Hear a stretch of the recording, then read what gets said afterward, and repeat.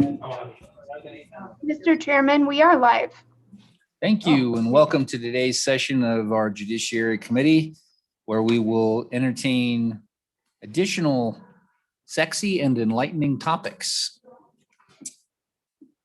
We're running a little bit tight on the ship today. We're going to be out of here by 1:45, so we got a little bit less time, but we only got 2 bills today.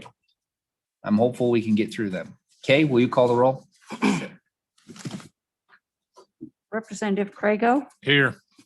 Representative Larson, Here. Representative Oakley, Here. Representative Provenza, Here. Representative Williams, Here. Vice Chairman Washut, Here. Representative Yin, Here. Representative Swanitzer, Here. Chairman Olson. Here. Mr. Chairman, you have 9 members present. Thank you, Kay. First bill for our consideration is House Bill 236, Firearms Transactions, Financial Discrimination. Vice Chairman Washut, welcome. So good of you to join us. Always nice to be with the Judiciary Committee. Please introduce us to this bill. Thank you, Mr. Chairman. I bring you members today, House Bill 236, Firearms Transactions, Financial Discrimination. You're going to hear some testimony today from folks who will emphasize why there's a need here in Wyoming. So I'm not going to spend a lot of time talking about that. Normally, that's what we do first, right? What's the need? What's the problem we're trying to solve? In the interest of time and for the committee's convenience, I'll let that be spoken by my witnesses today. But what this bill is it's a bill to protect banks and businesses in Wyoming from powerful influences emanating from outside of our borders, which come and bring to bear thoughts about firearms and firearms accessories that are not common in Wyoming and that are usually rejected in Wyoming. And so what we're dealing with in this bill is the practice where a financial institution receives pressure from elsewhere to then discriminate and not treat businesses that sell firearms, ammunition, firearms accessories equal to how they treat other businesses. Not because of financials, not because of the wealth of the company or the good financial standing of the company, but rather based upon these outside influences about what one may or may not believe about firearms. So as we go through the bill, on page 2, we start with the definitions, which I think are pretty straightforward.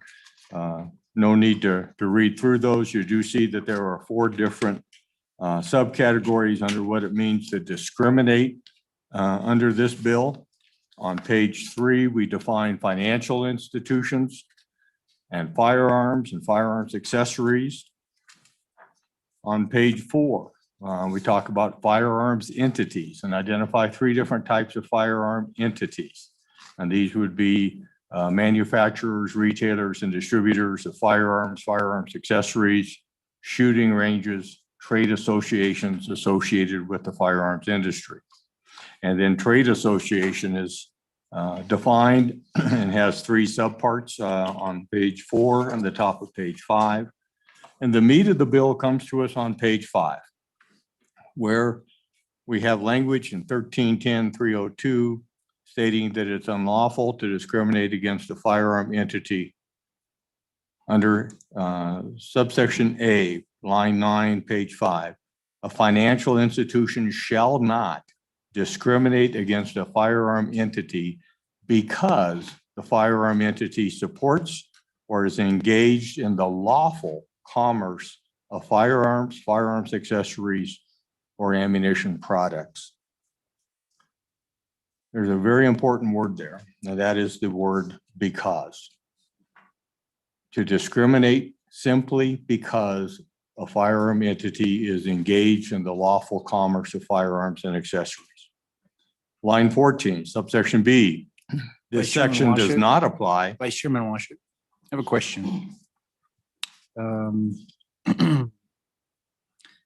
So when we say a financial institution shall not discriminate against a firearm entity, and go back to page 2, lines 11 through 23, where we see the definition of discrimination. I understand B and C. Shall not, in other words, a financial institution shall not refrain from continuing an existing business relationship. Financial institution shall not terminate an existing business relationship. Help me understand what happens with a new relationship. Do you believe that is captured by the first part of the definition, refuse to engage in the trade of any goods or services? Or are we only looking at existing relationships?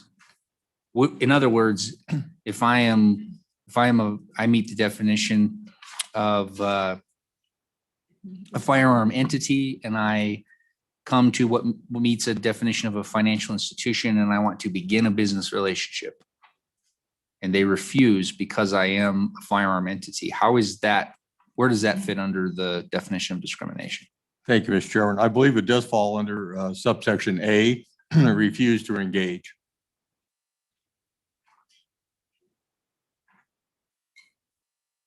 Okay, thank you. Going on, line 14, page 5, subsection B.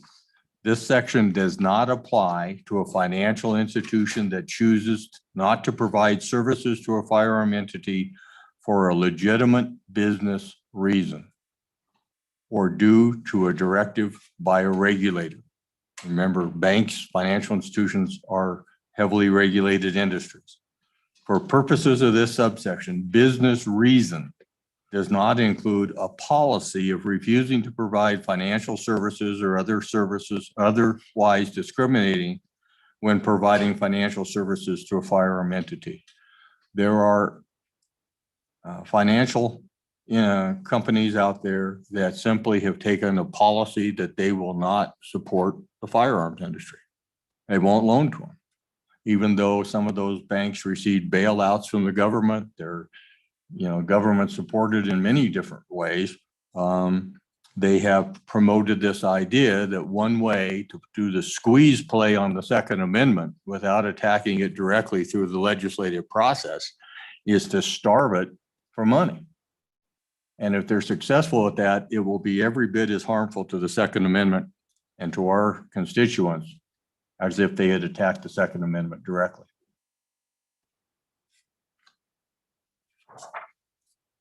Page 6, we get to the remedies. There are 2 remedies set forth on page 6. Representative Larson has a question. Thank you, Mr. Chairman. Sometimes you hear about this from the big city news about the big city, the Big Apple, about banks or such saying that they can't do it with, loan money to the firearms industry and that sort of thing. Does that carry over into the state of Wyoming due to the relationship of a big bank? Vice Chairman Washington. Thank you, Mr. Chairman, Representative Larson. You're going to hear some testimony shortly that I think is going to really shine a light on some of the things that are occurring. And even in Wyoming, we're starting to feel the pressure of this.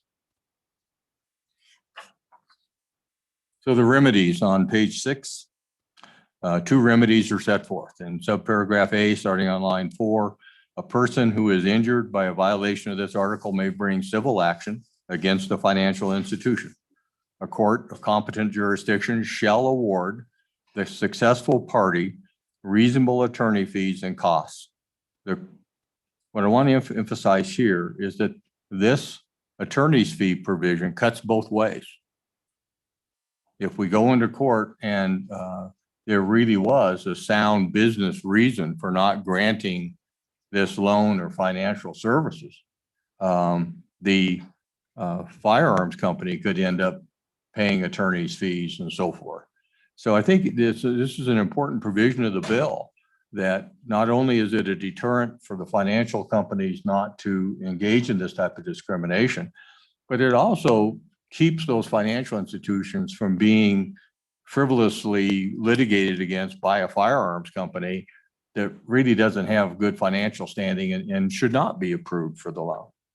And going on lines 8, 9, the court may award the successful party any of the following. And we list out 5 options for awards from the court of competent jurisdiction: actual or compensatory damages, treble damages, punitive or exemplary damages, injunctive relief, or any other appropriate civil relief.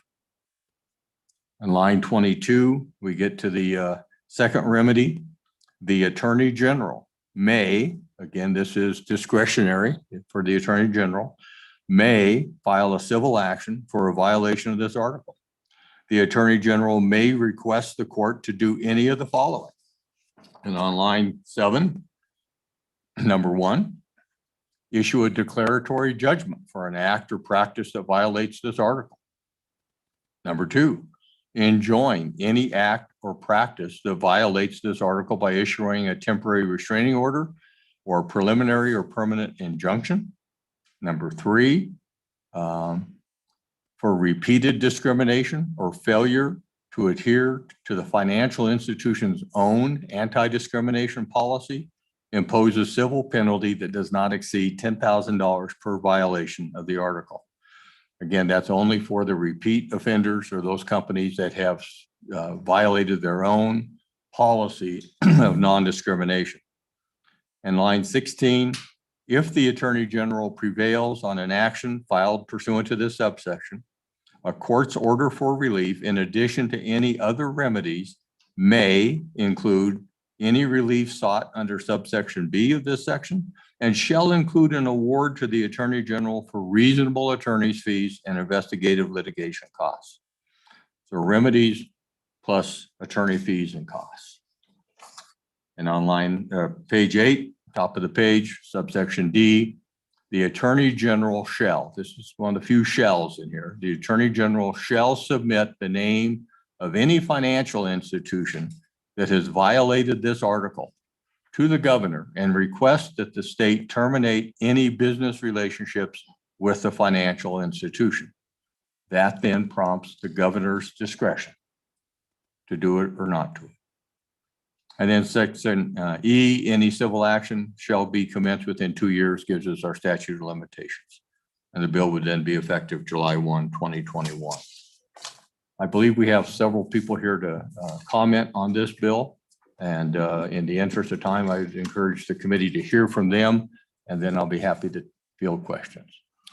Vice Chairman Washit, twice today I've been in meetings regarding the Attorney General's office. Once was with their chief executive, and once was in the Appropriations Committee.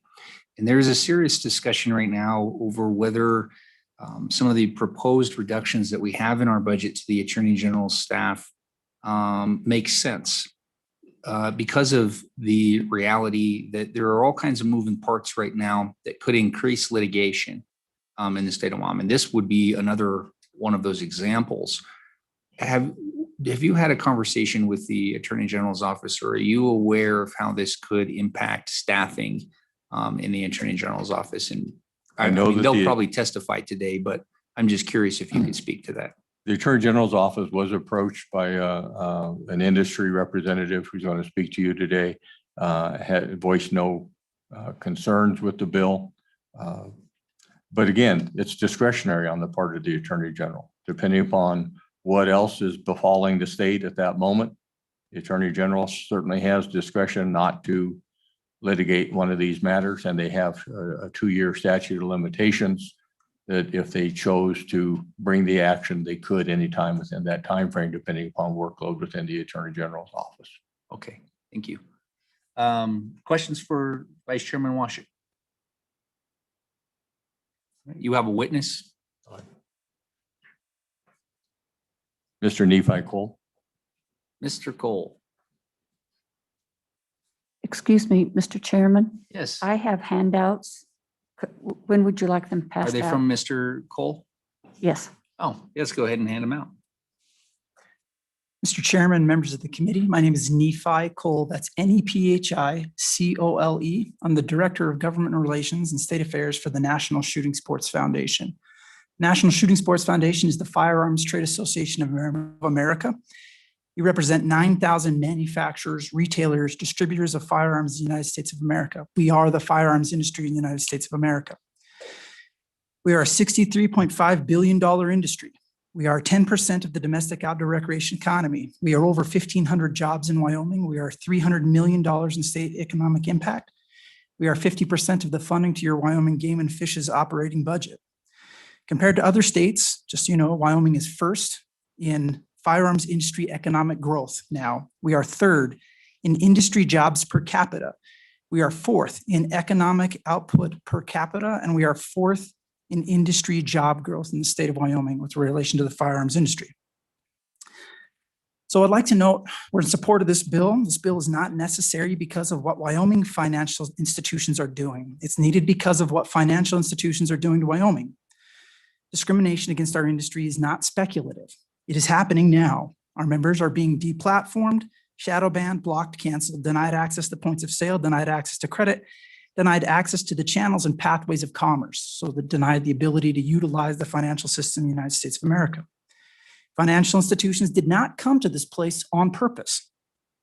They're generally uncomfortable with any perception that they would be picking winners and losers in these culture wars. They're opposed to the idea that government would have any role in determining the decisions that they make and who they serve. They're right to feel that way. As they will tell you, they make their decisions, they want to make their decisions for business reasons. However, in 2013, the federal government and the Obama administration, under then Vice President Joe Biden's direct leadership, developed a program and strong-armed financial institutions to accept a paradigm of discrimination against what they termed disfavored industries. They did this in specific response to an inability to pass legislation against the gun industry. That effort was known as Operation Choke Point, and there's no doubt that it exists. It is real. You can find out about it. They got their hands slapped very bad by Congress because of Operation Choke Point. And I have some quotes about it, but those are also in some testimony I've provided to you. Choke Point opened the door to corporate activism by legitimizing the discrimination and sanctioning of similar actions against firearms companies. Regulators no longer needed to actively push for discrimination once this Operation Choke Point was found out and Congress addressed it. It baked in a paradigm where it became okay to discriminate against firearms industries. With that precedent set, third parties could push financial institutions to deny services using the same discriminatory paradigms that the FDIC, the Department of Justice, and the Office of the Comptroller of the Currency under the Obama administration had suggested to banks that this is what you have to do. With that paradigm established, so I would say financial providers, they don't want to be in the middle of this fight. They've never wanted to. They didn't want to be part of the woke wars. But in order to get them back out, there has to be a counterbalance. Government pressure resulted in the financial institutions changing how they did business with firearms companies. In order to make that go away, somebody needs to throw those companies a line. And the way that they do that is by government to weigh in on the opposite side and say, we don't believe that this is an acceptable action. HB 236 prohibits unlawful discrimination against firearms entities for the sole reason of their industry. An industry that we have shown to be important to Wyoming. It does not compel a financial institution to provide any type of services. They're allowed to make the same decisions about servicing a firearms company as they would any other company, and to use the performance, to use everything that they normally would. In closing, I would say I do think this is an extremely important bill. Our industry is behind it, and I would like to just take you down a little imaginary scenario. Imagine a scenario where our industry is allowed and encouraged, the firearms industry, to discriminate against another industry or another class. What if we were asked that our products be made unavailable to builders or agriculture or even anybody that worked in a bank? The idea is laughable on its face. Denying constitutional rights to others because they belong to a disfavored industry is simply inappropriate. We have a right to participate in lawful commerce. This bill helps ensure fair access to that right. Committee questions for Mr. Cole. Representative Yin. Thank you, Mr. Chairman.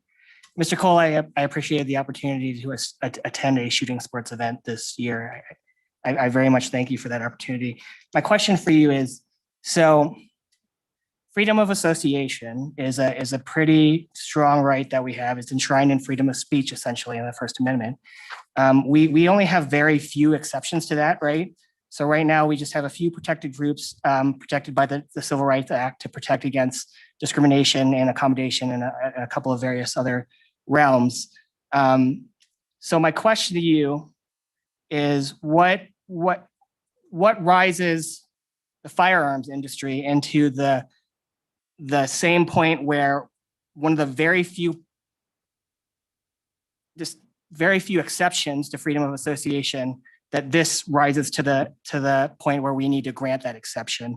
And secondly, so the second question is, in Wyoming law, the penalty for discriminating against one of our current protected groups in for example, accommodation, right, is a misdemeanor or $750.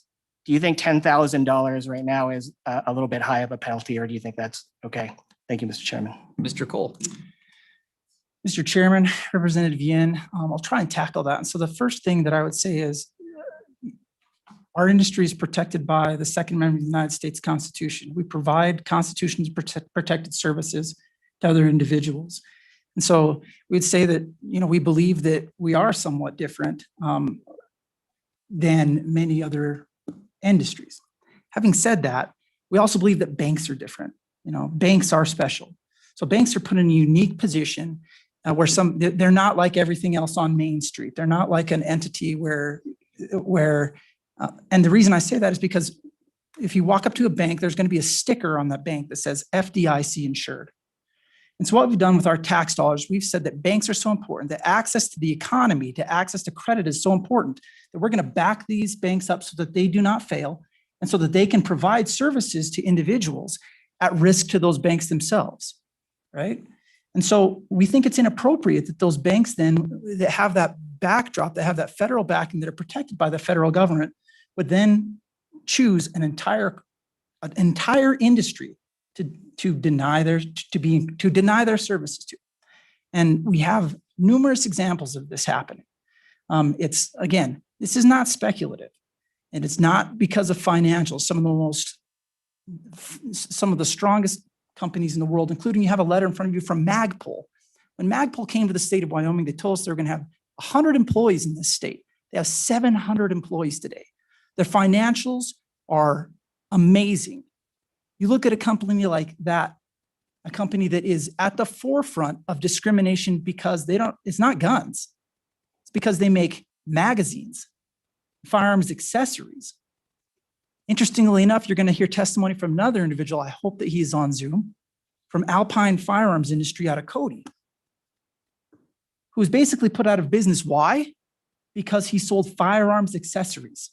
And so he was denied access to credit and denied access to the ability to process. So, this is a real issue. And again, banks don't want to be making these decisions. We have talked with some of the biggest banks in this country who have said they know that they're in the crosshairs and they are being pressured by third parties to discriminate against the firearms industry, and they don't have a backstop. They don't have anything to push back.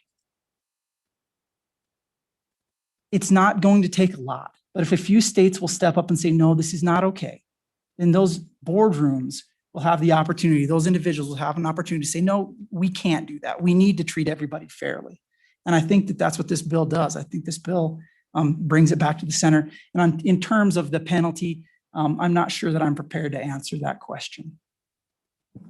Committee, other questions? Representative Yin. Just one last one, Mr. Chairman. Thank you.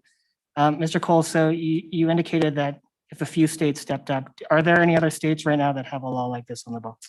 There are actually 12 states that are currently working the same law right now. Interestingly enough, this law is also, so we have led the effort at the federal level as well. There are 21 senators signed onto a federal act called the FIND Act, the Financial Industries Non-Discrimination Act.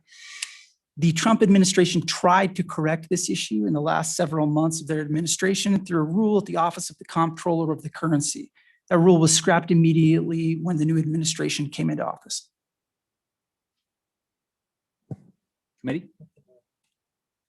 Representative Zwanitzer. Thanks. It might be a long question. So under this bill, it's going to be financial institution, which covers banks, holding companies, everything down to a credit union. And so, and I completely appreciate that. I think we'll call it Operation Choke Point caused issues. My question I'm getting at is if there is a company, a bank, or let's say even something smaller, not multinational, like a credit union that truly has a philosophical, we don't want to do business with firearms. That's where I'm having a difficulty. And here in Wyoming, 2 years ago, I think you'll all remember what at the time, and I think still the time is the largest bank in the state, basically said we are no longer going to finance or be involved in oil and gas. Huge outcry, right, from our governor or our state treasurer, who is now our governor. But ultimately, we decided we couldn't really punish that bank for making a decision that the bank's board of directors, the French company, said no more oil and gas, we're not going to invest. And I think I appreciate, here's where I'm trying to, I guess, get your response. I appreciate the larger banks being held hostage in this regard, right? But I do think there may be some smaller state level, I wouldn't think, well, you're right, in Wyoming, there's probably not going to be very many state level banks or credit unions, but there could be, right? And we're preventing them from, if their board of directors says, we don't want to do any business, where's the line there? Where if your testimony seems to say, some of these are being held hostage, we got to fight back, and a couple of states passed this, banking's going to be happy. And I agree with that at a larger level. But the freedom of association for smaller, independently owned board of directors of a small savings and loan or credit union, is there any room, I guess, for a differentiation or bifurcation there in your mind? There's my question. Mr. Cole. Mr. Chairman, Representative Zwanitzer, I'd say it's a difficult question to answer. And I think that I will try in two regards. And number one, to reiterate, banks are different. If a bank is being backstopped by the federal government and backstopped or the state of Wyoming, who are providing their ability to do business on the backs of the public and the backs of taxpayers, there's a certain responsibility to that. And I'd say if somebody's not in that boat, maybe they are different.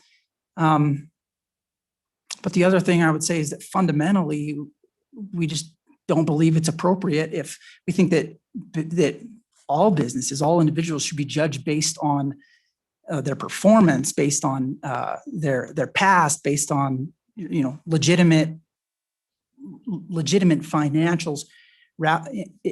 In the absence of that, you would ask, who is next? Is it okay to discriminate against agriculture? Is it okay to discriminate against oil and gas companies? Is it, who is it okay to deny financial services to? And again, we believe that these companies are different, because if you deny somebody access to financial services, what you're really denying, you're killing them. You're killing their business, literally. Representative Oakley. Thank you, Mr. Chair. Mr. Cole, I just have a quick question. You've mentioned third party a couple of times, and I know it was mentioned by somebody on the committee, and maybe I don't know, dense here, but can you give examples? And it's not about a specific group even, but just trying to understand what it is behind, this Operation Choke Point, if you will. Well, actually, I believe you said we have someone who has an example to testify from Alpine. You do, yeah. If Mr. Fleschner's on there, Mr. Chairman, Representative Oakley, I believe he has some specific instances of discrimination that he can refer to. In brief, third parties, typically, especially in these large banks, you have interest groups who have come in, they buy basically seats at the stakeholder meeting, then they pressure the bank to take actions.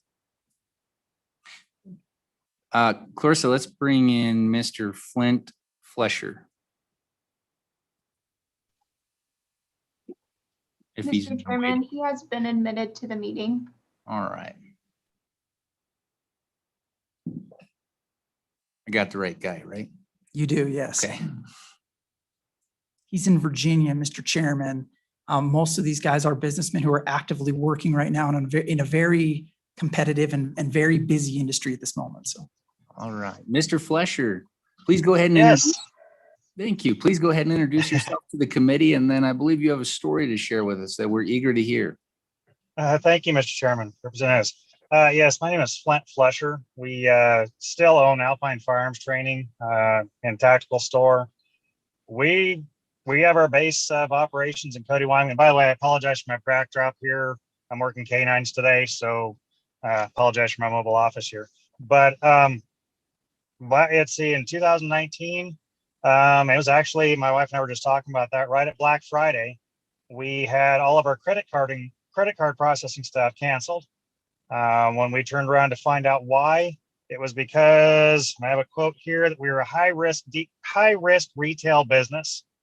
When we followed up with it and we tried to find out why, the reasons for it were that in their stuff, it talks about how we were selling illegal merchandise and immoral merchandise, and that we were high risk. And so because of those reasons, that particular company canceled us. They not only canceled us at that point in time, they kept and froze our accounts with them. So once they froze our accounts, they froze all of our income that we've been making from the previous months. And we were a small retail store on Main Street in Cody. We actually built our business on our own. We didn't get loans. We built our own business. That's just the way we wanted to do it. After I retired from the Army, I thought, that's what we want to do. So we started building our own. So they froze our accounts for 6 months. We then had moved on. We had a secondary thing we went to. So we went to them. Within a couple of days, they froze our accounts. They kept all of our money, and they just actually released it this last fall. They finally released it. So they froze our account for about a year. We went through 6 different companies during that time period, trying to get somebody to process credit cards. So the credit card processing deal, with it being down, it was actually during December. So we missed out on Black Friday, December, all the way up through. That was actually our busiest time of the year. And with them keeping our money frozen that we had made the previous year and not releasing it for 6 months, it put us out of business. We were done. We were a small company that started on our own. We didn't get loans to do our business. And so they actually put us out of business. Nephi and Mr. Cole mentioned it a little bit ago. We didn't sell anything crazy out of our store. We had tactical gear. I sold magazines. I sold firearms parts. We sold some body armor, things like that, holsters. We had custom from Wyoming, actually. People in Wyoming would build stuff like holsters, knives, things like that. That's what we sold in our store. But we were actually put out of business by credit card processing companies because they were telling us we were selling immoral things out of our store. We finally got somebody. We went to our home bank there in Cody, and we said, hey, we need some help with this. They turned us over to 2 other processing companies who both denied us. So our bank in Wyoming couldn't help us with it either. They finally got us hooked up with somebody, but because we were a high risk retail store, our fees for transactions are double. Our merchant fees, we have a monthly merchant fee, we have a yearly merchant fee. So all of it is doubled because they consider us a high risk store. The only thing we use it for now actually is training. But because of that, I haven't been able to do as much training because I'm having to hike my prices way up because they've doubled everything on me and added more fees into it because they consider I'm high risk for teaching concealed carry classes, first time shooters, things like that, getting people familiar with how to actually safely handle a firearm. So because I do that as a business, I'm a high risk to these companies. And so they've ultimately put us out of business. That's why, once again, I'm actually doing canine handling. And I'm in Virginia at the moment. So like I said, I apologize for backdrop. But yeah, so February of last year, we had to close the doors and we went out of business. Thank you, Mr. Flesher, for sharing that story with us. Representative Oakley, did you have any questions for Mr. Flesher? Chair, Mr. Flesher, quickly, you said they do this a couple times. My question would be, Yes. was there another bank or another option for you to utilize that that didn't employ these practices, I guess? We went through 6 different ones within a 1-month time period while we had to shut our doors. The only thing we could do at the time was take cash or check. So we went through 6 different options during that time. I talked with numerous banks that are in Cody. I talked with Wells Fargo. First Bank of Wyoming is my bank, actually. They're the ones that finally, they went through 2 different, our bank itself was trying to help us. They put us through authorized.net, who turned us down because we were high risk. They put us through with Shopify. They turned us down because we were high risk. Stripe ended us turning us down. QuickBooks, of course, Square and PayPal. Those are the 2 that actually froze our accounts for us. But yes, I did try and go to different banks. They finally got us hooked up with one place that would actually work with us. And there's other firearms companies that I know that work with these guys. But during that time period, they all jacked the prices up. They doubled all the fees on all of us, just because of us, as they put it, being a high risk business. So yes, I did try other banks. I talked with other places there. I talked with every bank in Cody, actually. Representative Larson. Mr. Chairman, I have a question. I guess I was wondering, the first company that labeled you as high risk, once they labeled you that, did it just carry over to all the rest? Is that why? Yes, it did. And so our question on that was whether or not, okay, did we get put on some kind of a list? Because one right after another after that labeled us, one right after another denied us. And so, yes, after the first one did that, they declared us as a high risk, and their reasoning that they emailed to us was due to that we sold firearms parts and that we were in the firearms industry. That was their reasoning why.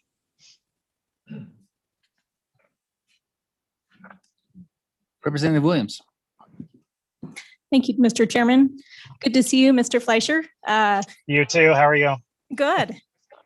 As a former customer of your business, I was sad Yes, to ma'am. see you close your doors on Main Street in Cody, Wyoming. I'm curious if any other retailers in our community had a similar experience to yours. Yes, they did. 2020 was a tough year, and I know previous years to that have been tough as well for Main Street. And so it was sad to see another door closed.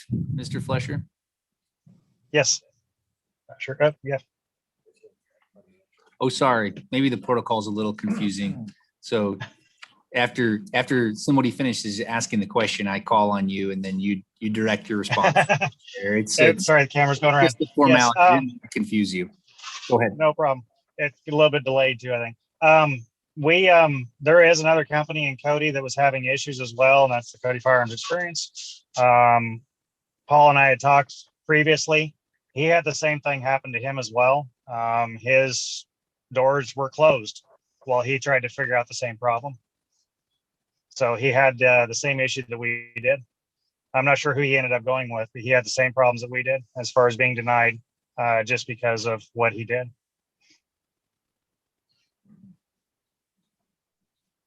You gonna follow up, Representative Williams? No, thank you, Mr. Fleischer. Yes. Any other questions for Mr. Fleischer? Oh, I suppose Representative Washit, you could ask a question. Thank you, Mr. Chairman. I know it's a little weird, but weird, go but ahead. I've been called worse. Mr. Fletcher, the high risk designation, was that in any way related to your financial stability as a company? Were you in good financial state at the time that this all occurred? Mr. Fleischer? Yes, that had nothing to do with our finances at the time. The reason for that was because we were in the firearms industry. Of course, we, like the rest of them, are getting hit with social media and everybody else at the same time, and we got given the same definition that they gave to us. It's just because of the industry we're in. The email, like I said, that they sent to us, it specifically talked about the paragraph that they put on there, said that we could not sell firearms or anything immoral, is what it was. It had nothing to do with our financials. Committee, other questions? Mr. Fleischer, we appreciate your testimony and making yourself available all the way across the country. Thank you. Thank you, Mr. Chairman. Clarissa, let's go ahead and let the AG's office in, please.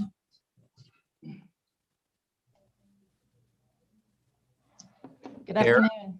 Go ahead and introduce yourself and then let us know what you want us to know. Good afternoon. My name is Kara Chambers. I'm with the Attorney General's office.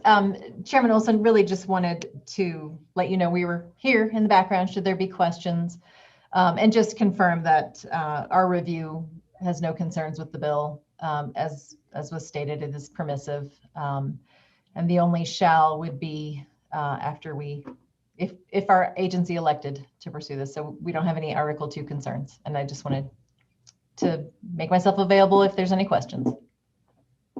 Thank you. We appreciate the Attorney General's office making themselves available for any questions that we have. Committee. Oh, okay. Well, I think you're good to go. Thank you. Circle back if we have anything. Clarissa, that I think checks my list, but is there anybody else out in the virtual world who would like to testify? Mr. Chairman, I don't see anyone with their hand raised currently, but if folks in the waiting room would like to testify, if they could raise their hand, that would be great. Thank you. How about in the room? Oh, Mr. Odekoven, please.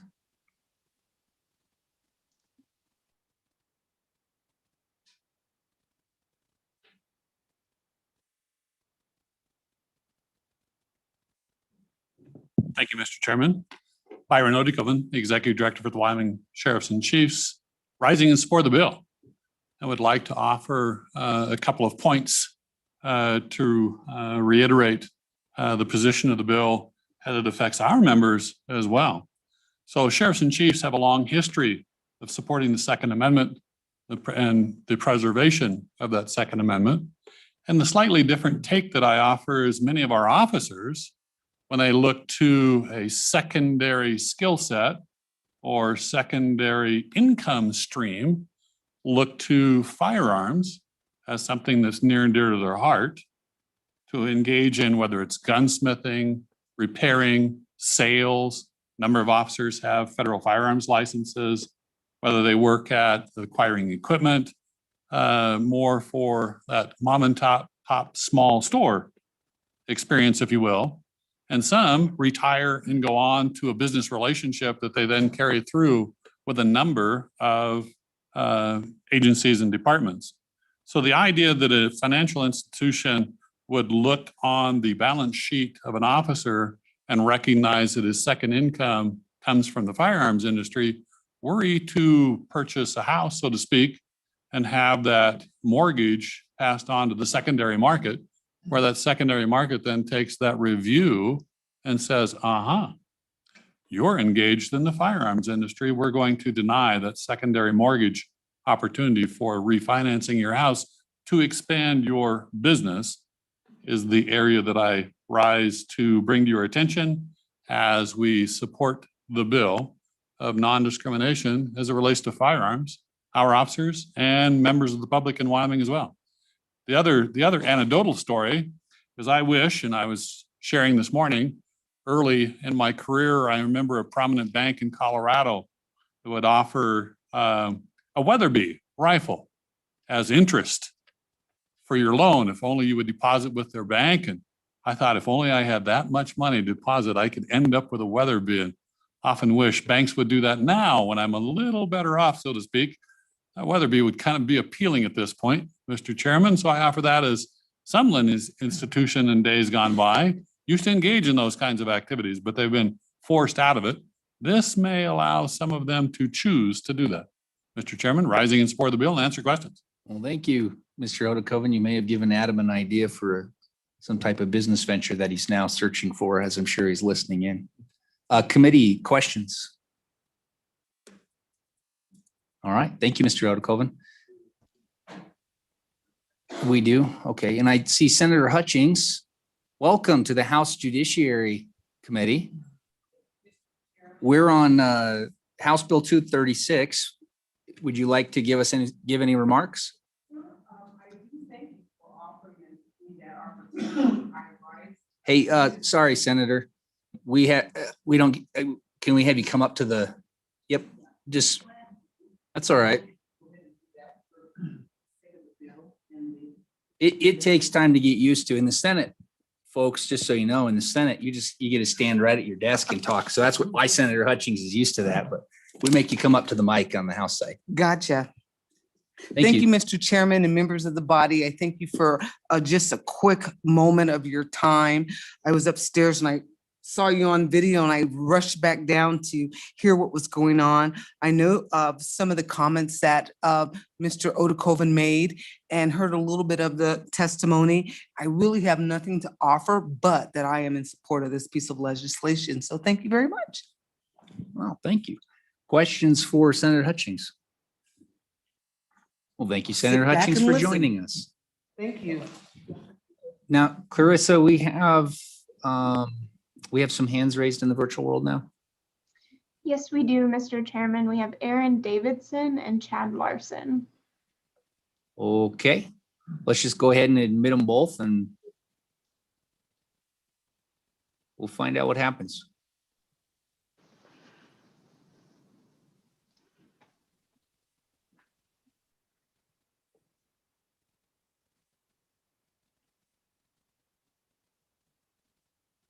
I can't read the name on the screen on who I have. This is Mr. Davidson. Mr. Davidson, will you introduce yourself, please, first and last name, and then provide us with any remarks you'd like?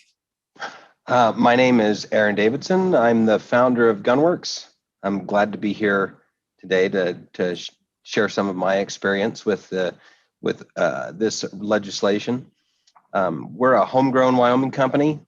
We employ nearly 65 people in Cody, Wyoming.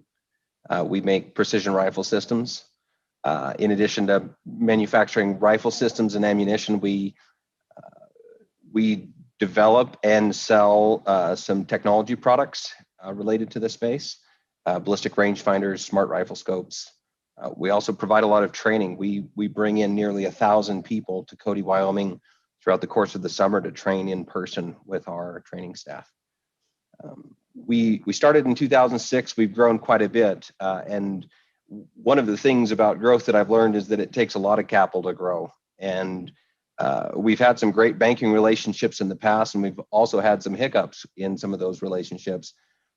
But inventory valuation, credit lines, and risk evaluation with lenders has come up recently for us. We had an incident a couple years ago where we had one of our local banks. We kind of outgrew them, and we moved to a Colorado office where the team there decided they wanted to lower their lending valuation of our inventories because it was firearms related. The risk was too high, and that caused us to make some significant changes to our credit position with them, and it had a fairly negative impact on our business at the time. It's something that we've moved past, but we've seen the same mentality in a few other areas. We've seen the same credit card processing problem that we've already heard testimony regarding, and we're able to find other processors, but we process nearly $15 million a year through credit cards. We're a direct-to-consumer company, so a large part of our revenue goes through credit card processing. So just looking at the small fee increases, 20%, 40% in some cases increase in those fees that they charge can have a very significant impact on the amount of dollars that it costs us to process cards. We've seen some other areas in our business also causing higher costs to competition. See some premiums charged there. We're embarking on a big expansion plan this year. Lots of space to fill in a new building, and have several $1 million of equipment that we're trying to purchase. That's not something that we're able to fund through our generated cash in our business. So we're looking at outside lending institutions. Just a couple of weeks ago, I was told by one lease company, basically do lease to purchase financing arrangements, that that he is limited in the resources that he has available for us because we're a firearms company, and therefore with those limited resources, we need to expect to pay a higher interest rate on those lease arrangements that we finance. So again, there's sometimes possibilities to find other banking solutions, but what we find is that we end up paying premiums because of the designated high risk nature of the firearms business. I think that we're very happy with Wyoming and our ability to do business here, and we're very interested in legislation that would help us kind of take some of the pain away of living and building a business in this remote place. The banking industry, I don't think is insulated from personal opinions and ideas, and I don't think that there's anything that has more passionate positions than guns and firearms. And I think it's a challenge sometimes for banks and financial institutions to separate those personal ideas from business actions. I think that this legislation will cause a pause and deliberate action by those institutions and help us maybe insulate some of that personal opinion, maybe some of those politics from those business decisions. I thank you for your time. Thank you, Mr. Davidson. Questions for Mr. Davidson? Representative Provenza. Mr. Chairman, if I may, I have a question for Representative Washit and just the bringers of the bill, if that's okay. Okay, Representative Washit. Do we know of any other industries other than firearms that are considered high risk? I think maybe a vape pens or cannabis certainly is one that can't get banks, right? Or maybe cryptocurrency. I mean, it seems like there's other high risk industries that banks would maybe not want to work with. And would you be against protecting those industries as well? And so I wanted to say this earlier to Mr. Cole when he referenced the little sticker on the bank that it's FDIC insured. And, we passed out the special depository institutions, which is a state chartered bank, which is not FDIC insured. It doesn't deal in lending, but it deals in depository transactions. And the reason for the bill, as you'll recall, Vice Chairman Washit, was the idea behind it was discrimination. So the cryptocurrency area felt discriminated against, and so they created their own banking system entirely. But to Representative Provenza's question, and maybe even more on that, I'm curious, would the firearm industry oppose its own banking system? Thank you, Mr. Chairman. Representative Provenza, with a tug of the sleeve, Mr. Cole has signaled to me that he is ready to answer that question. Mr. Cole. Mr. Chairman, Representative Provenza, I have some of those answers. And so first, because I will try not to forget it, we're a $65 billion industry. And we do business everywhere with everybody. And it makes it very difficult for us to use alternative, this idea that we would make our own, that we would make our own eBay in order to be able to play in that world. I don't know that it's viable. Also don't know that it's fair. We would say that, we're very well run as an industry. We're extremely highly regulated, everything that we bring in, everything we push out, you'd have a lot of trouble finding an industry that has as much oversight as we do. I say that because Operation Choke Point, this high risk category that we've been in, this is artificial. We're pushed into this category at the urging of an administration in 2013 because they could not pass legislation to curtail our business activities in another way. The group that they pushed us into, so here's who they like to include us along with, and this is not going to be everybody. Drug paraphernalia manufacturers, escort services, Ponzi schemes, and pornographers. We do not think that is an accurate group to be categorizing our constitutionally protected businesses in and what we do. Our businesses are of the highest caliber. It's totally inappropriate. It's artificial. Somebody needs to do something about it. Of course, we don't have the escort service businesses here or the others to respond to their caliber of their business, but we'll trust you on that comparison, Mr. Cole. So who's our other individual on the Zoom? Is this one of your witnesses as well? What's his name? Chad? Sorry, Chad, the screen is in such a place that I really can't read it, so I apologize. But go ahead and introduce yourself and then provide your testimony. Okay. My name is Chad Larson. I'm with Stag Arms. We are a firearms manufacturer that's been around since 2003. And we recently relocated to Cheyenne from Connecticut. It was a extremely unfriendly state towards firearms, business in general, and firearms businesses specifically. So I can only echo what my colleagues have previously said. Being around the industry for a little while, there are businesses, there are companies that will not do business with firearms and firearms companies, payment processors, e-commerce companies, banks, etc.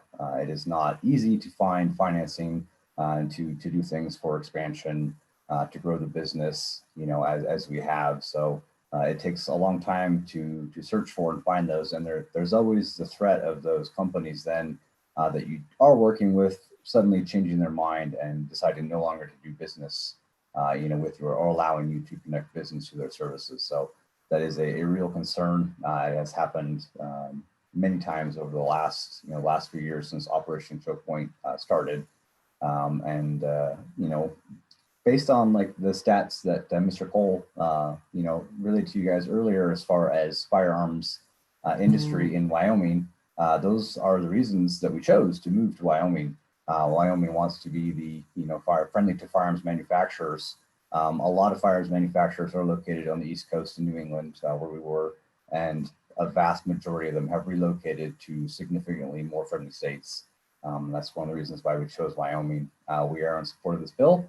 I have concerns about us trying to find financing, to switch banks as we grow and expand. It's been a large year for us. We've doubled our sales, doubled our revenue, doubled our employee, or actually tripled our employee count, here in Cheyenne, over the last year. And we'd like to keep continuing on with that growth. And we firmly believe that this bill will, allow us to do that. So. Thanks, Chad. A few weeks ago, I donated a stag at a local fundraiser in my community. It went through the roof. My only regret was that I didn't donate 2 of them. It's amazing. So thank you for your product and for what you do in Wyoming. Yep, absolutely. We're absolutely happy to help out with anything that we can, locally here. Wyoming's been a great move for us. We've been extremely happy, and everyone that we've met has been extremely friendly and appreciative for us coming here. So, committee questions? All right. Anyone else out in the thank you, Chad. Anyone else in the virtual world, Clarissa? Mr. Chairman, I do not see anyone else with their hand raised. All right. We do have Representative Fortner here as well. Would you like to provide any remarks, or are you just joining us for the day? Okay. Just want to make sure we always recognize our representatives. So thank you for joining us. Okay. Mr. Winnie, you have testimony?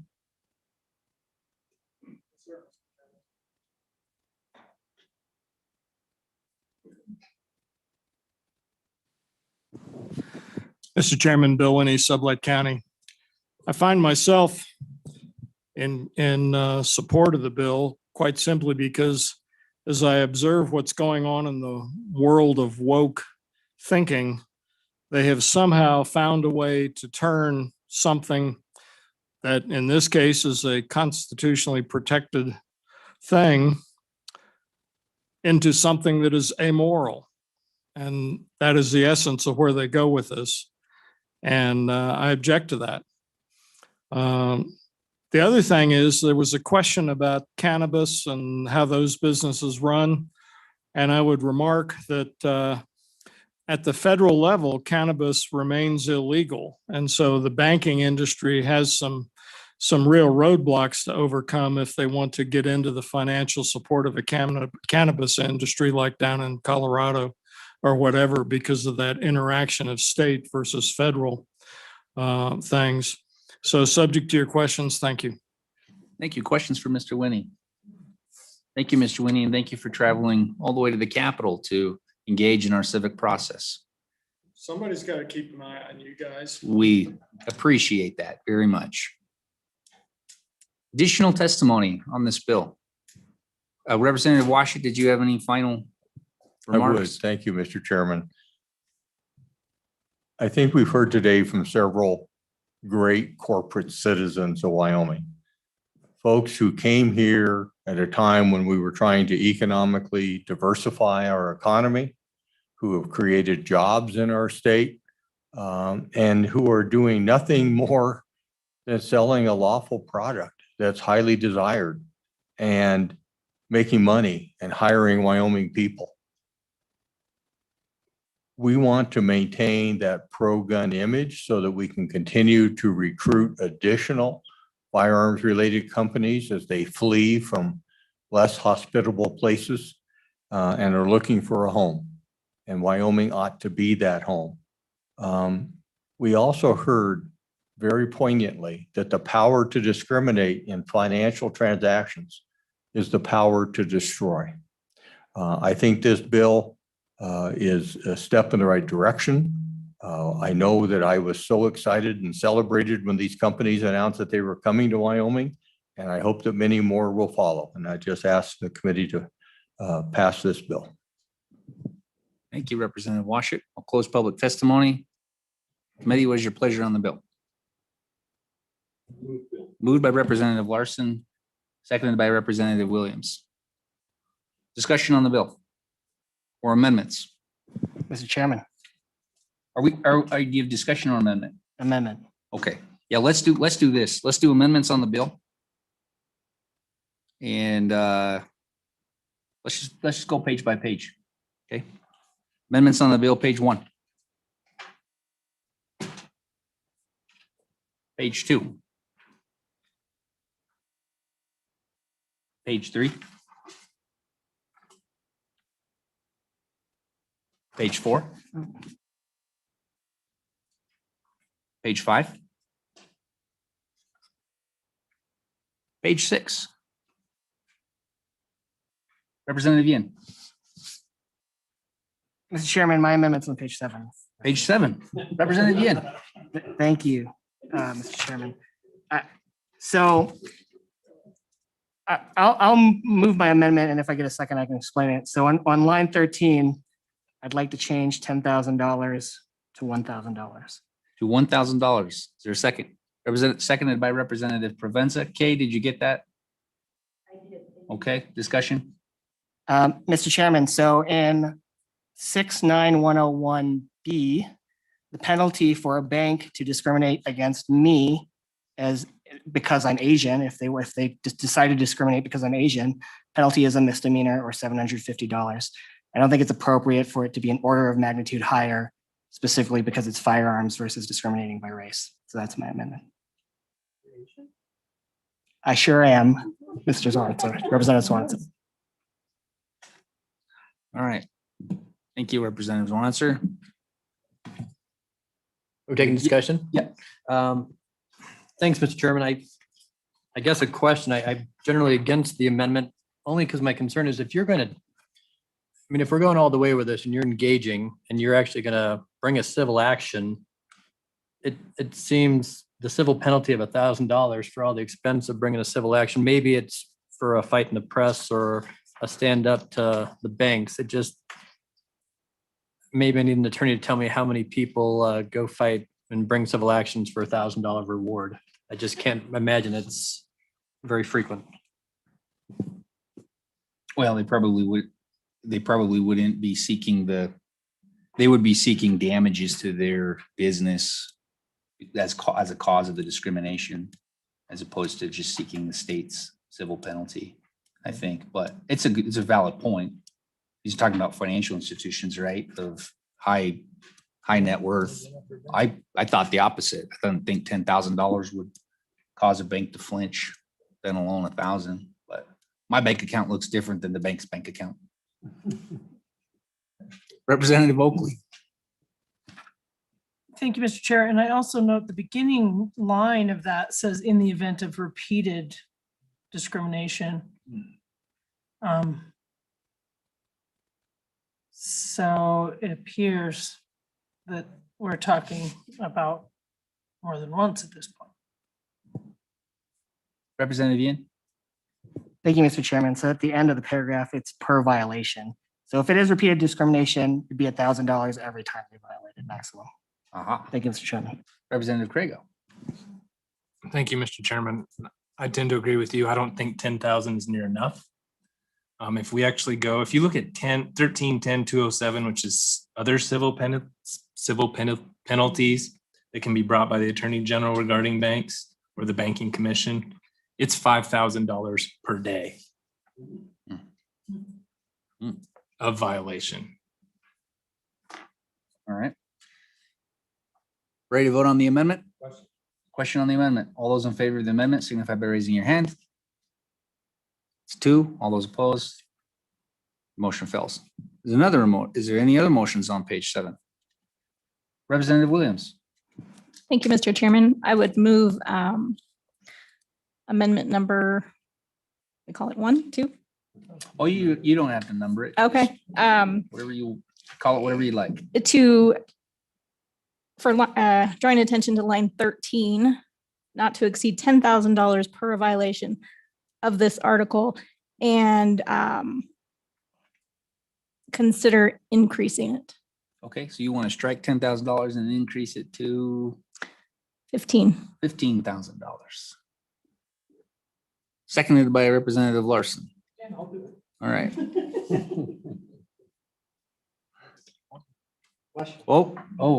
This Representative Swanson, you're the auctioneer, not me. I was thinking I'm going to start by 15. Let me make it 20 then. I hear 20. All right. It's friendly. Is it friendly? Oh, it's friendly. It's $20,000. Discussion on the amendment. Cool. Hearing question on the amendment. All those in favor of the amendment signify by raising your hands. Okay, that amendment, all those opposed, that amendment carries. Okay, we didn't lose you in the bidding process. Thank you. All right. Further amendments on page 7? Oh, question? And I guess I don't, maybe to the bringer, I don't understand in Romanet 3, that same section, in the event of repeated discrimination or failure to adhere to the financial institution's own anti-discrimination policy. So maybe all financial institutions have anti-discrimination policies, but my overall question would be, this would be any part of their anti-discrimination policy. So if they were violating any part of it, we can bring a civil action as long as the reason we started to was violating this article. But it does seem like that's broader, which I'm all in favor of. That I just wanted to get some clarification. As long as the action being brought is a violation of anything else we can find that they're discriminating against, we can go after. Vice Chairman Washit. I don't think that is the intent of the paragraph, and if we need some clarifying language, we could consider that. But I think the intent is communicated throughout the bill that this is pursuant to these types of firearm discrimination questions. Okay, sounds like banks are going to have very long and arduous anti-discrimination policies. Representative Craigo. Just to, as I read this, if we back up to page 6, I mean, paragraph sub 3 there, Romanet 3, that's one of the actions the Attorney General may take, and it has to relate back to this article. If you look back to page 6, line 21 through 23, the Attorney General can bring an action to enforce this act, essentially, and that's one of the things. So I think that we probably don't need language to clear that up. But okay. Amendments on page 7. Page 8. Amendments on page 8. Okay, no further amendments, general discussion on the bill. Representative Ian. Thanks, Mr. Chairman. So I mean, I see this as essentially infringing on freedom of association, right? So unless there's a very good reason for us to do that, I don't think this is the reason. I don't think it necessarily protects their Second Amendment because I can still buy a firearm anytime I want. I don't think that's going to stop if this bill doesn't go through. And I also think that I don't want to be the first state to challenge where we could get smacked down on First Amendment grounds. So I'll be a no vote on the bill. Thank you, Mr. Chairman. Thank you. Representative Oakley. Thank you, Mr. Chair. And Mr. Ian, I'm interested in this discussion of freedom of association. Well, that certainly is a right, but this bill does say specifically, I think throughout, unless a discriminatory action is taken, that's the only prohibition. If it's a discriminatory act against a business because of what they do or who they are. Now, I recognize, I mean, we talked about that this isn't a protected class, but it is interesting that it involves a constitutionally protected right. That's interesting to me. But I don't think because it specifically says for, I mean, it has to be shown that it's for this, discrimination for what the business does. So I don't think we run afoul of that. I'm really interested in this designation of high risk. It seems to me that banks should be doing high risk,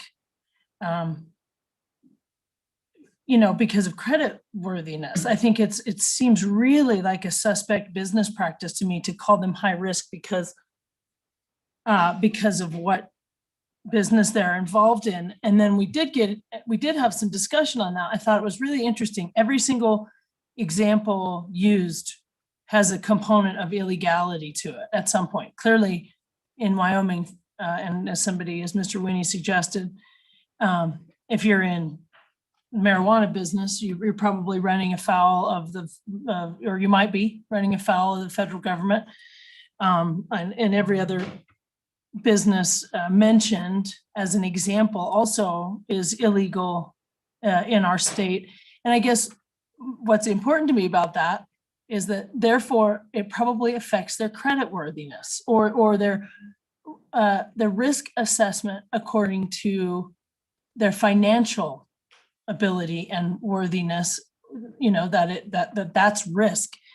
I truly am amazed that we would be discussing that high risk because that they are involved in the firearm industry. I just think it's highly inappropriate if their financial assessment is good. That is what it seems to me banks should be concerned with. And then finally, there's a lot of discussion. The FDIC is relevant. That means it's federally regulated, backed up by taxpayers. And our good businesses in Wyoming should have access to that capital. And I know there was some discussion. I really think we're in the weeds if we're asking or expecting the firearm industry and businesses to get into banking in order to keep their businesses running and afloat. I don't think that should ever be asked of them. So I think these federally regulated institutions and any institution should have to not discriminate against these good businesses and do business as normal, which would be to assess their credit worthiness, not pay attention to what they're selling. So on and for the bill. All right. Anyone else want to give a closing argument? Representative Provenza. Thank you, Mr. Chairman. I'm going to vote for this bill, but I have some concerns. what does this say, to Representative Yin's point? What does this say to people of protected classes when the punishment or the civil penalty is far greater for firearms than for people of color or of any other real protected class, sex, religion, and so forth? I don't like the message that is sending. I also have concerns about, we have Supreme Court precedent that says businesses can deny who they sell services to, provide products to. How is this going to compete with that? And again, going back to this other issue, if we're the first state, I have concerns there. Firearms are protected under the Second Amendment, and trying to diversify our economy is important. But I think there's some issues that I'm going to have and continue to have in this discussion. And I'm conflicted. I guess that's what I'm sharing with you all. Thank you. All right, committee, I have a strong feeling I know where the vote's going.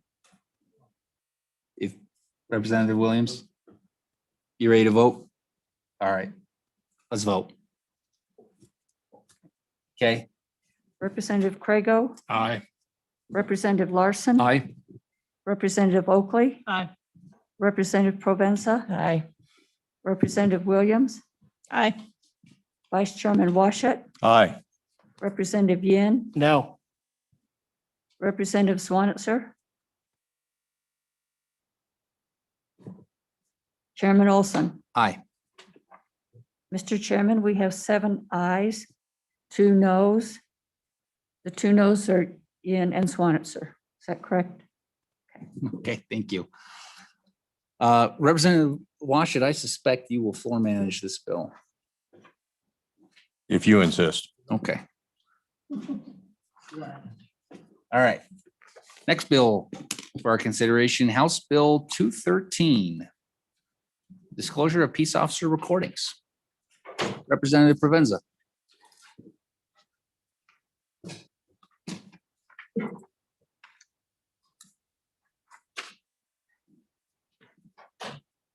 And then if you're out in the, Clarissa, out in the virtual world, do we have an idea? I know Mr. Howler, Colonel Howler, you want to testify. I believe Mr. Barron, you probably want to testify. Can we get an idea of how many in our virtual world want to testify? Maybe just raise your hands now, just so I can get a count, and that will help me regulate our time. Mr. Chairman, Yep. just have Colonel Holler and Mr. Barron who would like to testify. Okay, perfect. And then in the room, who's going to testify on this bill in the room? So we got 3, we have 2 esteemed representatives. Representative Jennings, welcome to the House Judiciary Committee, returning former member. And Representative Haroldson, thank you for joining us. Will either of you be testifying on this bill? Representative Haroldson. All right. Okay. So that gives me a pretty good idea. We got 5 people, I believe. And then the presenter has a witness that's part of her presentation. So Sabrina, if you can go ahead and come on up, because I think you're part of the Representative Provenza's presentation. Now I got 5 presenters. So here's what we'll do. I'm going to allow Representative Provenza and Ms. King they're kind of jointly presenting is what I understand, similar to what we just did on the last bill. And then I'm going to open it up to public comment. I'll go to Colonel Howler first, of course, and then I'm going to finish out. I'll get my representative, first. Then I'll go to Colonel Howler. Then I'll go to everybody else. Let's try to, we might be able to get this through in that time frame. But if we don't, we'll probably just carry this bill over. So just letting everybody know where we're at. All right, Representative Provenza, please. Thank you, Mr. Chairman and members of the committee. Bring to you House Bill 213, disclosure of peace officer recordings. There's a rich and robust history on this that I'm going to allow Ms. King to present on because she was here for that and I'm just a baby legislator that just got here. Is there a strange echo? Okay. Oh. Ghost mic. Well, don't jinx it because the system hasn't broken down yet today. I'll hold on to my seat. Thank you, Representative Lorenzo.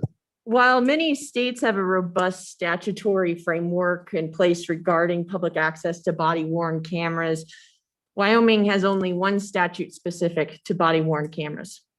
Some members of this committee were here when that law was worked through the committees. And like I said, I'll allow Ms. King to speak to that history and answer questions.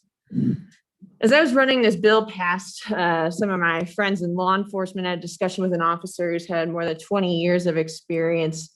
And he told me that when he was chief of police, he would get pushback from some of the city officials because his policy was to release information to the public in an effort to be transparent.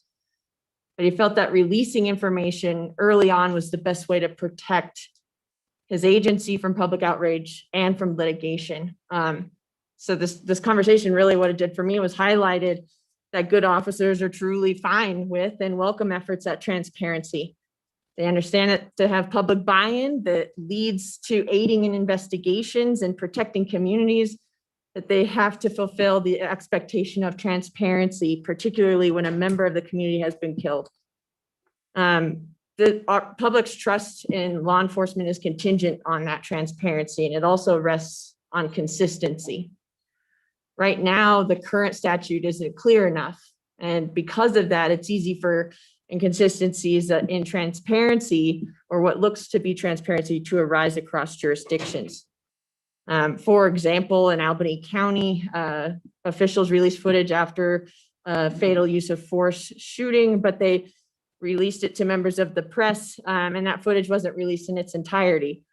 To this day, people in my community contact me to talk about their issues with how that was handled. In other areas, some places we've seen in shootings across the state, it's handled very differently, where footage isn't released, such as in the case in Riverton. There was a concern about the transparency there. And while those officers didn't have body cameras at that time, they now do have them. And so when this statute was written into law early on, we had only 2 agencies that had police body cameras.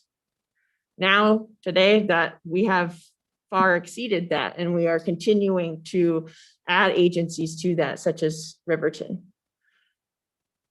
So I bring House Bill 213 to you to kind of clean up this language so that we can have consistency, and so that the public feels like their public officials are being transparent in specific instances that they feel they need to have access to.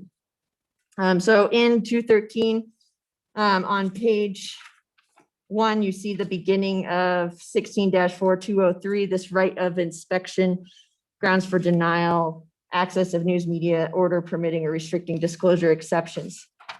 In subsection B, lines 1 through 4, on page 2 is the current language of 16-4-203 public records law.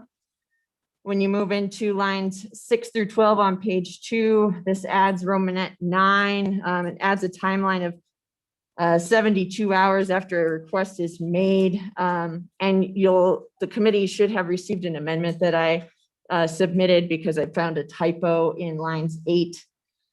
What that should be referencing is it's striking the rest of the line after 2 and inserts Wyoming statute 16-4-202.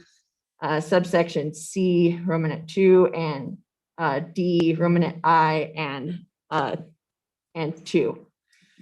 And then on line 9 continues on.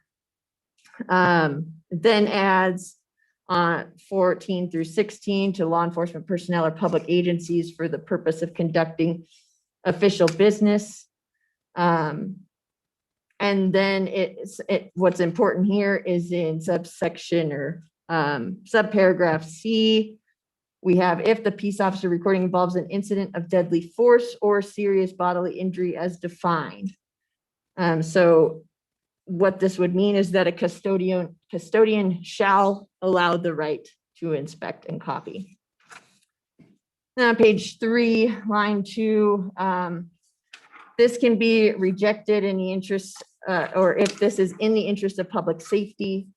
And it's section 2 is deleting 16-4-203, which really what we did was we moved some of the language here. So before this footage could have been, it was a may language, and we've moved it to shall be released instead of may be shared. So that is the section 2 on there. And then section 3, this act shall apply to all requests for the inspection of a peace officer recording on and after July 1st, 2021. And that just means that footage before, we're now moving forward with this. Or on and after, allowing for prior. And for that, I will stand for questions. Do you want to take questions, or do you want Ms. King to present, and then how do you want to proceed? I'll just allow Ms. King to present what she has, and maybe that'll clarify some of the. Yeah, then we can take it all at once. Okay, Ms. King, go ahead. Thank you. Thank you, Chairman and members of the committee. My name is Sabrina King. I am the representative of the ACLU of Wyoming. And I did want to take just a little bit of time today to talk about the origin of this statute and explain a little bit further why we're moving it from subsection D to subsection B. Because it might be helpful in understanding kind of where we were when we passed this and then why we are here now.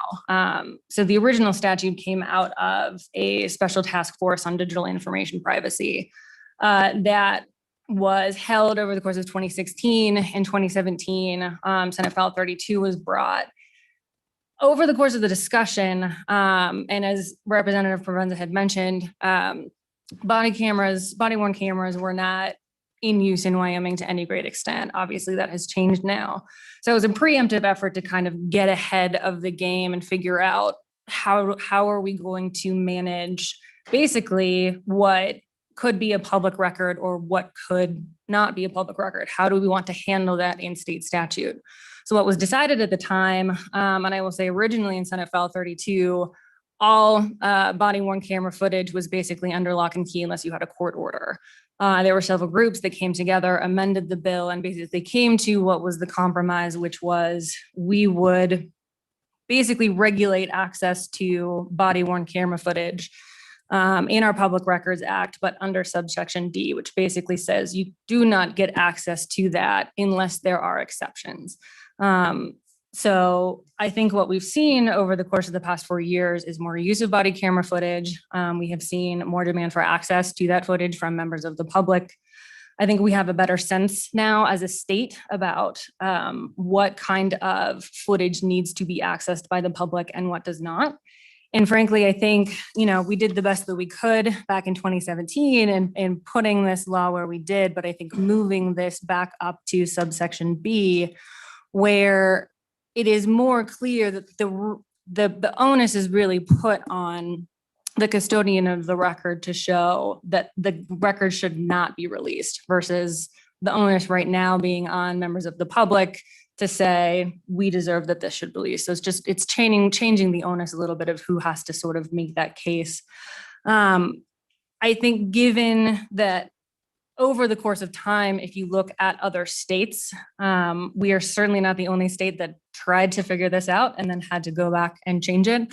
Every single state that has rules on the books about body cameras and how they are treated as a public record every state has changed their laws once they have some experience with body-worn cameras, and particularly with the use of lethal force being captured on body cameras. So we're not the first state to have to go back and change this. Most of the trend as we look across the country is toward transparency in these public records. Some of the issues that we discussed, and part of the reason, frankly, that this was put in the statute where it was, is that, frankly, you are also talking about significant privacy issues when you are talking about body worn cameras. So we do think, and I think that by putting it in B, you do have, in A, B, C, and D instances where that footage must be released. However, outside of what is contained in those 4 subsections, you still have to show that the release of that footage would be in the public interest. So we're not going and saying all body worn camera footage can be accessed by anyone who wants to access it. In specific instances, to law enforcement, to the person in interest, in the use of deadly force, and in the public interest, then it must be released. But otherwise, there still does have to be a compelling public interest for that to be released. So I think we have a lot more experience now than we did 4 years ago. There are other issues that I think we could consider, frankly, when it comes to body cameras, when it comes to privacy issues, when it comes to how we treat these as a matter of public record. This is one step, I think, in the right direction. And hopefully, I imagine that there will be some pushback on that. But when it comes down to it, we are talking about, particularly in the use of deadly force, footage that the public really deserves to have access to. And with that, I will stand for questions. Questions for Representative Provenza or Ms. King? Representative Oakley. Thank you, Mr. Chair. Good afternoon, Ms. King. Lots of things, but to start out with, so discussing this, the switching from B to D. So D in the current law is that you don't get those, you just being any general Joe in the public. There's all sorts of different ways of accessing the information for prosecutors, defense attorneys, and everybody who has an actual interest in the legal process. But what you're, and that also has a balance with privacy interests there in D. So we're switching the proposal here is to switch to B, which is that anybody basically upon request gets them. So it completely changes the presumption from you don't get them, absent being showing this need. And now we're switching it to you do get them.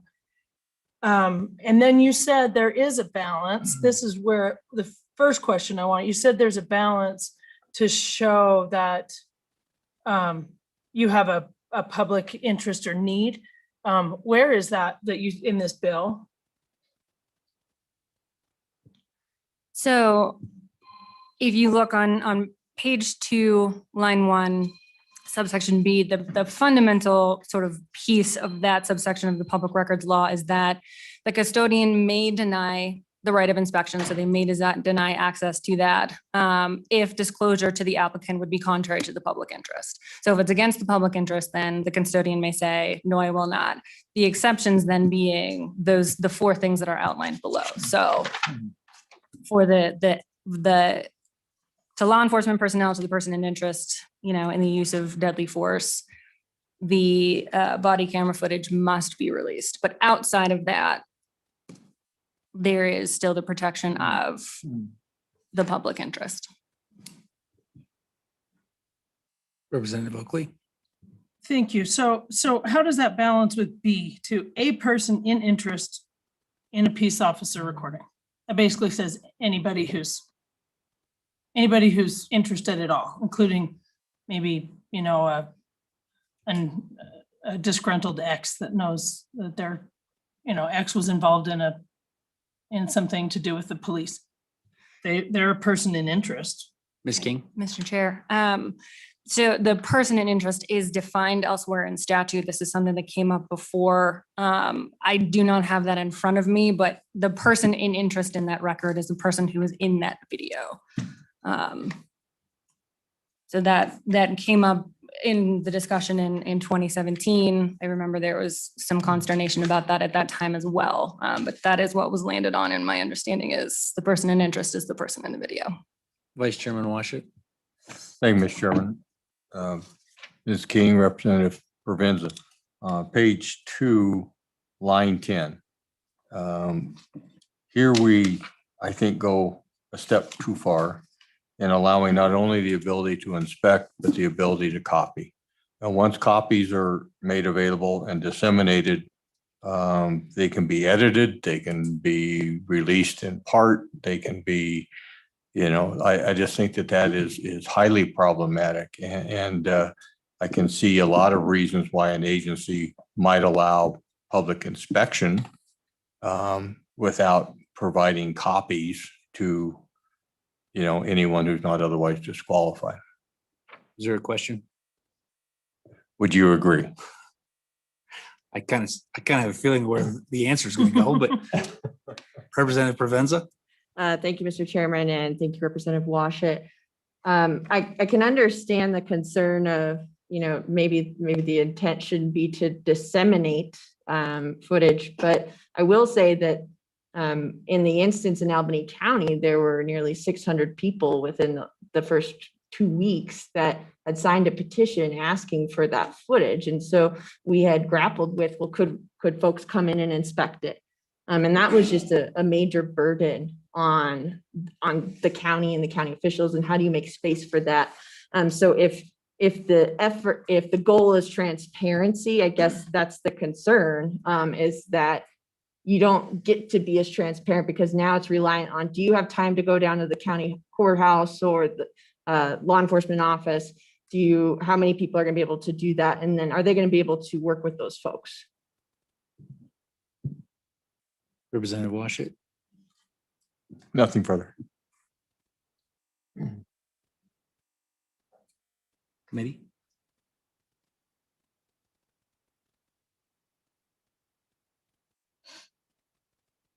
All right. Was Ms. King the only witness part of your presentation? I think that's right. Yes, Mr. Chairman, in the essence of time. Okay. Thank you. So we'll let's go ahead and move to Representative Harrelson.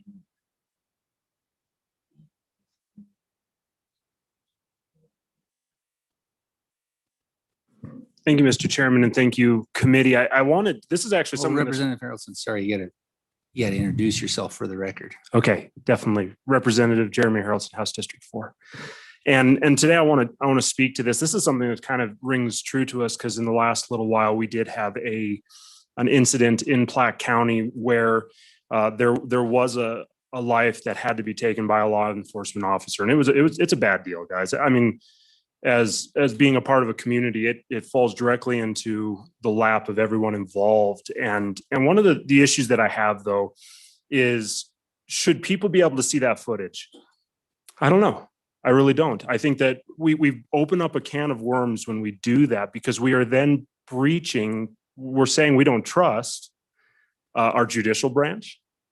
We don't trust law enforcement. Are there issues and situations that arise? Absolutely. But when we open up that footage, the family involved in this gets all sorts of flack that they don't need. It's going to, if a copy can go out, that gets placed into people's lives for the rest of time. And we don't want this stuff leaked out. We don't want this stuff to be something that, I mean, and it should never, but what if it were to find its way onto the web?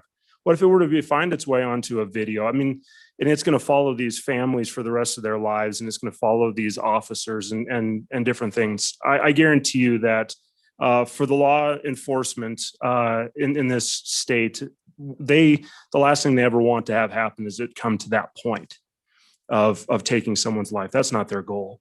But we also have to realize in their line of duty, sometimes that does happen. And for it to be a thing that gets drug out again and again and again, whenever a concerned citizen brings that forward, I think we just need to put a lot of caution here. And we need to show support and trust for our law enforcement in situations where something needs to be brought forward. I think that they should have the ability and freedom to do that, but they should not have to do that. And that would be my statement.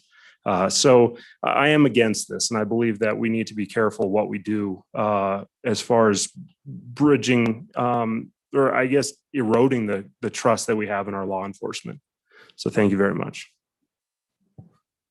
Thank you. Representative Harrelson, if I understood something you said correctly, you said that allowing for disclosure, which I should back up. I think, are you aware that there's already a law that allows for disclosure of the peace officer recordings? Yes, I am aware of that. Okay, because I thought I heard your testimony to be we should not allow any disclosure.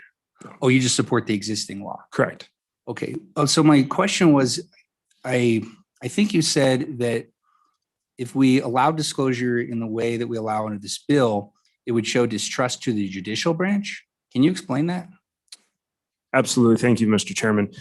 So if there were to be something that were called into question and we were to bring an officer forward and say, you know what, we feel that there was excess of force or brutality, the judicial branch is going to look at those videos. They're going to look at that footage and they're going to say, you know what, we need to see what happened. They're going to break that down, and justice will be brought forward in that situation, in my opinion. And it doesn't require mass circulation of that video for people to see. The judicial branch will take care of the situation at hand, in my opinion.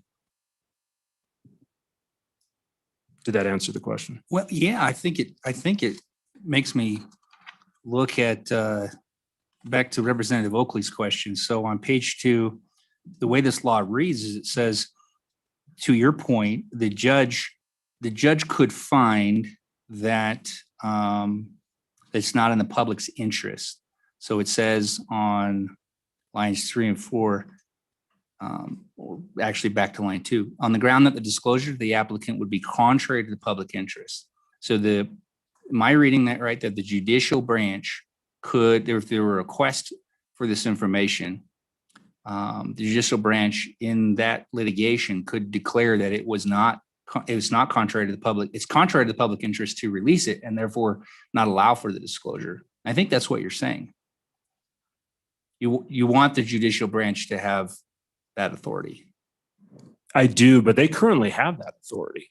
That's still in place. This would erode that further. Because what this is, and as I've read it, and I'll be the first to admit I'm not a lawyer, but as I've read it, if I were to sit there and say, you know what, I think this is foul, and I could walk in and I could request a copy of the body cam that came off of the officer, and they would decide if that was something that is good to bring forward and something that they should give to me. But at that point, someone may say, you know, what grounds do you have to ask for that? What grounds do you have to get that? And at that point, that's a very solid question. And what could I do with that? What could I, and how could, I mean, if there's one thing we've seen coming across in our nation over the last year and a half, is there is a turmoil that is boiling in this nation. And at the base of this turmoil is a distrust for law officers. And I really struggle with that. And so I don't think I don't think we should hide. I'm not saying that, but there needs to be a discretion through our judicial branch and our law officers to be able to conduct their job. And if we're not careful, we will undermine that as legislators. So just to understand you correctly then, so this discretion is not strong enough that if it were contrary to the public interest, that's not strong enough reasoning for a court to deny it. So I guess let me ask you this, is there ever an instance, ever, that body cam footage should be disclosed, that you believe that would be the right choice for a court to disclose it? Thank you, Mr. Chairman. And I would say this, I believe that there is a place where a department could say, you know what, we know that this could help a situation, a cause, to disclose this. And at that point, they should have that freedom to do that.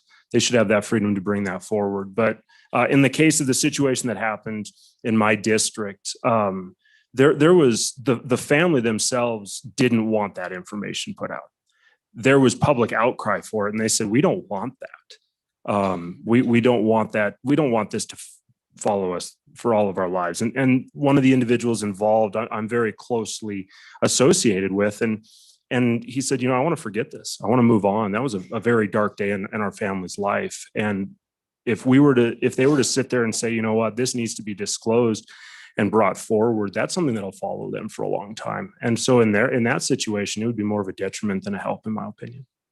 Thank you, Representative Haroldson. Thank you, Questions Mr. for Chairman. Representative Haroldson? Representative Williams. Thank you, Mr. Chairman. Thank you, Representative Haroldson, for being here. So I worked law enforcement years ago before body cams were a thing. And in today's society, information gets out, disseminates very rapidly. In regards to your concern about dissemination, do you have any concerns about people in your community that have PTSD, perhaps in the military, they served in the military, or they are former law enforcement, in being re-triggered by some of this video footage that gets leaked out? Representative Haroldson. Thank you, Mr. Chairman. Representative Williams, I believe it could. I actually went through training for, and I guess I'll disclose, I'm a pastor. So I do have, Wait, and I have Representative worked. Haroldson, you're a pastor? I am. Oh.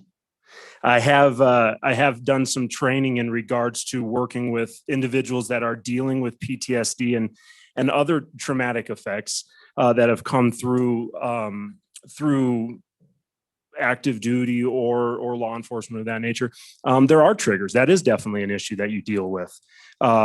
Is that something that would be in this case? I mean, I would say this. I don't think any of us in this room could say yes or no. But I believe it's definitely a consideration or an issue, especially if something's brought out weeks, months, or even years down the line. If it isn't after they've closed that mental chapter and moved on, bringing that back out would definitely have the opportunity to trigger situations in their lives and bring them into a very, very raw and painful place again. Thank you. Representative Ian. Thank you, Mr. Chairman. Representative Haroldson.